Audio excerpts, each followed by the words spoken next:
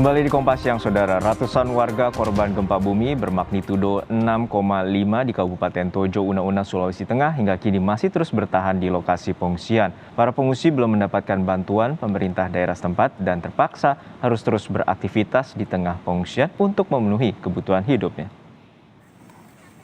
Pengungsian di Desa Labuan, Kecamatan Rotolindo, Kabupaten Tojo Una-Una pada Rabu siang didominasi warga lanjut usia, kaum ibu dan anak-anak. Hal ini karena para pengungsi khususnya kaum laki-laki masih bekerja sebagai petani kebun ataupun nelayan meski masih tinggal di lokasi pengungsian. Hingga kini para pengungsi mengaku belum mendapatkan bantuan dan khawatir akan adanya gempa susulan.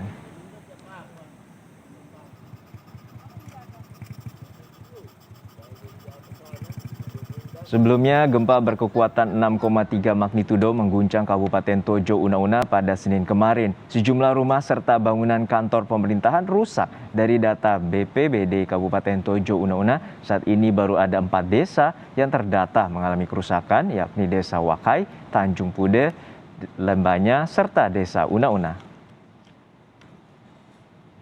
Informasi terkini terkait gempa bumi di Kabupaten Tojo Una-Una, Sulawesi Tengah, kita segera bergabung dengan jurnalis Kompas TV, Nirmala Safitri yang saat ini berada di Palu.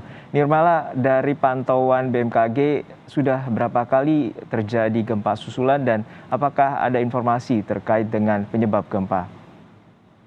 Oke, baik. Jadi hingga hari ini memang pihak BMKG sudah mencatat ada sekitar 45 gempa susulan. Gempa tersebut itu bermagnitudo di bawah 5,0 dan untuk akibat dari gempa tersebut ialah merupakan sesar lokal yang belum bernama. Pihak BMKG juga masih terus melakukan penelitian terkait dengan sesar tersebut. Nah, untuk mengetahui lebih lengkap terkait gempa tersebut, berikut petikan wawancara dari Kepala Seksi Data dan Informasi BMKG Stasiun Geofisika Palu, Hendrik Leopati. Untuk sementara saat ini BMKG masih melakukan pemantauan, analisa dan pengamatan gempa bumi, baik di pusat maupun di Palu, ataupun kami ada juga di lapangan sambil mengambil data. Kemudian perkembangannya hingga saat ini terdapat 45 gempa susulan dengan kekuatan semua di bawah 5. Oke, baik. Dan untuk memang hingga saat ini masih terus terjadi gempa susulan dan warga juga masih ada yang mengungsi di daerah dataran tinggi karena mereka takut pada malam hari itu terjadi gempa kembali yang bermagnitudo lebih besar seperti yang terjadi pada Senin malam kemarin. Kembali ke studio. Ya, saat ini ada 4 desa yang terdampak akibat gempa bumi berskala magnitudo 6,3. Lalu apakah saat ini korban yang berada di pengungsian sudah mendapatkan bantuan, Nirmala?